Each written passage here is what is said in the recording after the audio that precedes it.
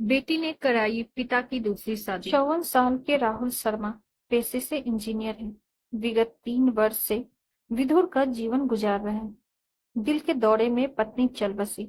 एक बेटी है इकलौती जो शादीशुदा है और एक बेटे की माँ।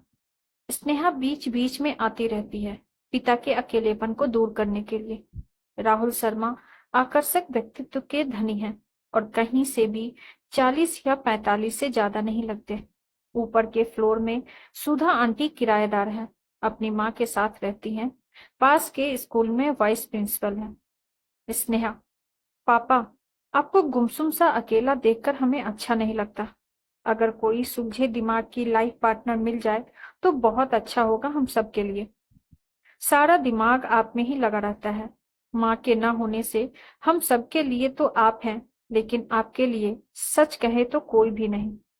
स्नेहा की बात सुनकर शर्मा जी बोले, काफी समझदार हो गई है हमारी बेटी। तभी स्कूल जाते समय सुधा जी ने कहा, नमस्ते सर, और हाथ में एक लिफाफा थमा दिया जिसमें किराया था, हमेशा की तरह। हल्की हंसी के साथ शर्मा जी ने भी सिर झुका दिया। सुधा जी की माँ स्वभाव से बहुत ही बातूनी है, हमेशा अपने धुन में मगन।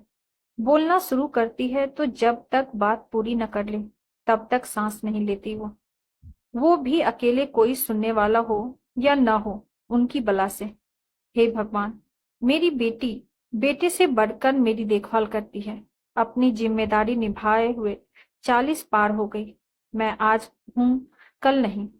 कैसे कटेगी जिंदगी, अब राम ही जाने। सुधा जी की माँ बड़बड़ाई।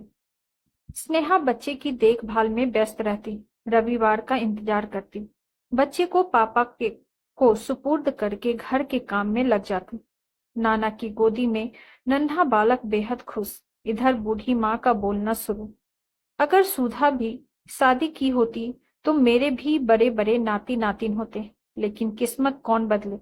कलेजे में हुक उठती है, क्या करें। सुधा बोली, माँ, थोड़ा कम बोला करो, और लोग भी हैं, घर में सुनेंगे तो क्या सोचेंगे। कोई कुछ नहीं कहेगा, सब अपने में व्यस्त हैं, हमें ही सोचना होगा। किसी काम का कोई वक्त नहीं होता, जब हो जाए वही सही वक्त है। माँ की दलीलों से चुप्पी छा जाती। बातें तो बिल्कुल सच ही कही। और राहुल शर्मा आजकल के लड़कों से ज्यादा यंग और स्मार्ट दिखते।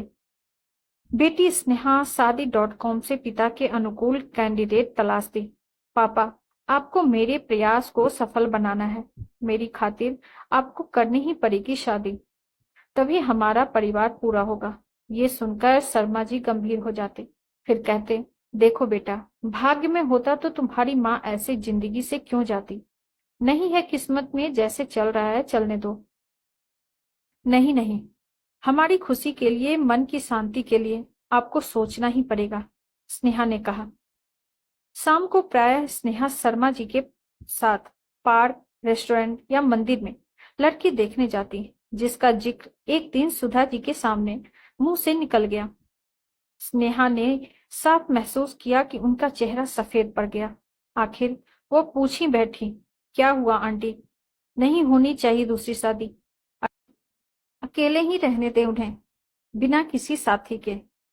सब सक पकाई हुई वो बोली, तुम बिल्कुल सही सोच रही हो। पता नहीं कितना लंबा जीवन है। अकेलेपन का दंश उसे और भी जटिल बना देता है। हमें अपनी नजर और नजरिया तो बदलना ही पड़ेगा। इसी बीच ये वार्तालाप सुधा जी की माँ के कानों से जा टकराया और बोल पड़ी, नारी मुई सुख संपत्ति नासे, मूर मुराई भई सन्यासी। सब चुप। ये क्या बोल गई माँ, सुधा ने कहा।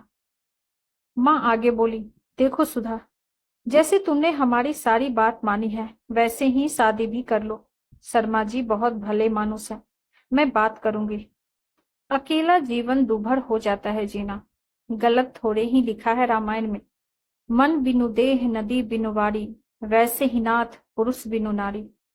स्नेहा ने अपने पिता को अंततः काउंसलिंग कर ही डाला और इस तरह शर्मा जी मान गए सुधा जी से शादी करने के लिए। शाम को दोनों आमने सामने थे, आपस में अपनी अपनी शिक्षा, दीक्षा, नौकरी और हॉबीज के बारे में बात की। एक दूसरे से बात करते हुए नजर मिलते ही शून्य में देखने लगते। उम्र कोई भी हो, परिस्थितियां कैसी भी हो, संकोच और झिझक स्वाभाविक है। पिछले हफ्ते बहुत ही साधारण ढंग से सुधा की राहुल शर्मा से मंदिर में शादी हो गई। शर्मा जी स्नेहा की मां को याद करके बंद कमरे में बहुत रोए, लेकिन मौजूदा खुशियों को बेवजह खर्च नहीं होने दिया। स्नेहा को अपने गले लगाकर बोले, बेटी तुम जैसी कोई नहीं। तभी सुधा जी बोल पड़ी, सचमुच स्नेहा आप पर गई है सर, क्योंकि मैडम को तो मैंने देखा नहीं। एक अरसे बाद इतना खुशनुमा था घर का माहौल। आपको हमारी ये कहानी कैसी लगी कमेंट बॉक्स में जरूर बताइए, और ऐसी ही ढेरों सारी कहानियों के लिए वीडियो को लाइक, शेयर और चैनल पे नए हैं तो सब्सक्राइब करना न भूलें। Thank you.